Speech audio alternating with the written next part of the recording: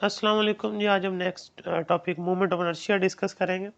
आपने third chapter में inertia का जो है ना टॉपिक पढ़ा था, उसमें आपने ये सीखा था कि ये मैटर की प्रॉपर्टी है कि वो स्टेट में चेंज को अपोज करती है, चाहे वो यूनिफॉर्म मोशन हो या फिर रेस्ट वाली कंडीशन हो, दोनों में इस चेंज को जो है ना अपोज करेगी। और वो इनर्शिया मास पे डिपेंडेंट है।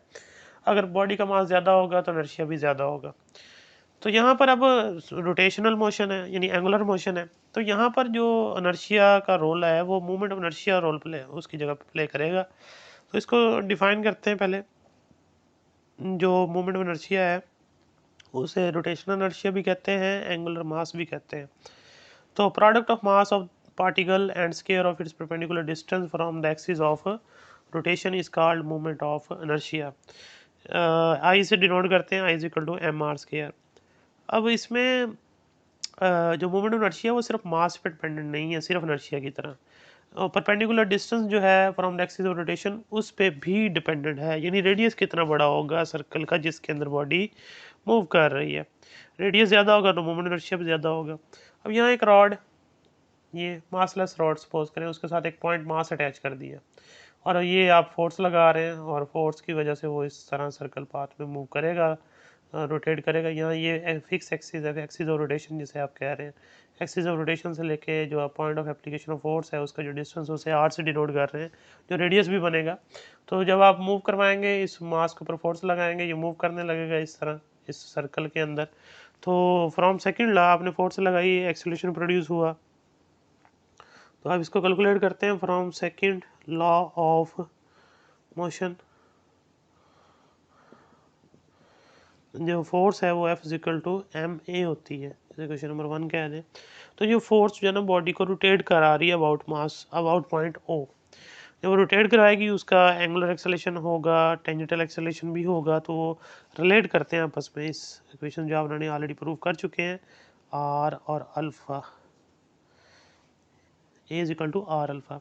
अब ये आप ए की वैल्यू यहाँ पुट कर दें, तो पुट इन 1, तो F is equal to M. अब ए की जगह आप लिख देंगे आर अल्फा, आर अल्फा आ गया। अब दोनों तरफ आर से मल्टीप्लाई कराइए, multiply by R on both side. तो आर एफ हो जाएगा इधर और इधर एम आर स्क्वायर अल्फा हो जाएगा। अब यहाँ पर आप फिर इसको मेंशन कीजिए कि जो आर एफ है वो टॉर्क होता है, मोमेंट ऑफ फोर्स जिसे कहते हैं। और जो एम आर स्क्वायर है वो क्या चीज़ है, वो आई है अल मोमेंट ऑफ इनर्शिया जिसे हमने डिफाइन किया। तो टॉर्क आ जाएगा इधर और इधर आई आ जाएगा, इधर अल्फा आ जाएगा। तो ये सेकंड लॉ की एंगुलर फॉर्म आ गई। अब आप इसका कंपैरिजन करें पहली वाली क्वेश्चन के साथ, जैसे 2 कह लें, 2 और 1 का कंपैरिजन करें। देखिए फोर्स की जगह किसने ली, टॉर्क ने। इट मीन्स जो काम लीनियर मोशन में फोर्स करती है एंगुलर मोशन में वो टॉर्क करेगा। फोर्स एक्ट करती है तो एक्सेलेरेशन प्रोड्यूस करती है, तो टॉर्क एक्ट करेगा एंगुलर एक्सेलेरेशन प्रोड्यूस करेगा। मास है, एक रोल प्ले करता है लीनियर मोशन के अंदर, आई है उसकी जगह, और आई की वैल्यू आपको पता है एम आर स्क्वायर है। तो डेफिनेटली मोमेंट ऑफ इनर्शिया जो है वो सेम रोल प्ले करेगा इन एंगुलर मोशन जो मास लीनियर मोशन में करता है। ये इसका सिग्निफिकेंस है, ये पूछा भी जाता है पेपर में डेफिनेशन के साथ, what is the significance of the moment of inertia. तो moment of inertia play the same role in angular motion as mass in the linear motion. तो ये एक लाइन है जिसका इसके जवाब के साथ अटैच करते हैं हम। तो जो इनर्शिया रोटेशनल मोशन की वजह से हो उसे हम रोटेशनल इनर्शिया कहेंगे या मूवमेंट इनर्शिया कहेंगे। दो बातों पे वो डिपेंड करता है, मास पे और perpendicular distance from the axis of rotation पे। तो ये दो चीज़ें हो गई। अब यहाँ पर कुछ डिफरेंट शेप की चीज़ें हैं, उनका मूवमेंट इनर्शिया साइड बॉक्स में आपकी बुक में लिखा हुआ है। एक रॉड अगर आप ले लें, उसका मूवमेंट इनर्शिया जब आप यूज़ करेंगे शॉर्ट क्वेश्चंस के अंदर आगे चल के, और जब रोटेशनल काइनेटिक एनर्जी कैलकुलेट करेंगे या फिर न्यूमेरिकल सॉल्व करेंगे तो वहाँ ये यूज़ होने हैं, तो ये याद रखने हैं। रॉड का 1/12 ml स्क्वायर, ये इसका प्रूफ नहीं है यहाँ पे, ये जस्ट ट्रैक लिखे हुए हैं। एक रिंग जो होता है या उसे हुप बोलते हैं, तो उसका मूवमेंट इनर्शिया क्या लेंगे, तो उसका एम आर स्क्वायर होता है। फिर जो सॉलिड डिस्क होती है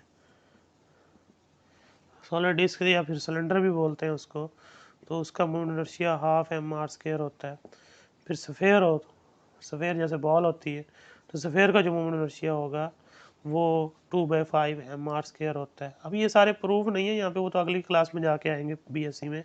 इनके जो प्रूफ है ये याद रखने हैं, एमसीक्यूज में भी पूछे जाते हैं, ये शॉर्ट क्वेश्चन में भी पूछे जाते हैं, और आगे फिर आने वाले टॉपिक्स में यूज़ भी होंगे। खासकर ये जो रिंग और डिस्क और स्फेयर ये यूज़ होते हैं आगे, जब आप रोटेशनल काइनेटिक एनर्जी कैलकुलेट कर रहे होते हैं, और साथ में वो भी जो क्या नाम है न्यूमेरिकल सॉल्व करते हैं, तो तब भी जो है ना ये यूज़ होंगे ये फार्मूलाज। तो ये याद रखने हैं आपने एमसीक्यूज़ के लिए भी और शॉर्ट क्वेश्चन के लिए भी और कंसेप्ट के लिए भी।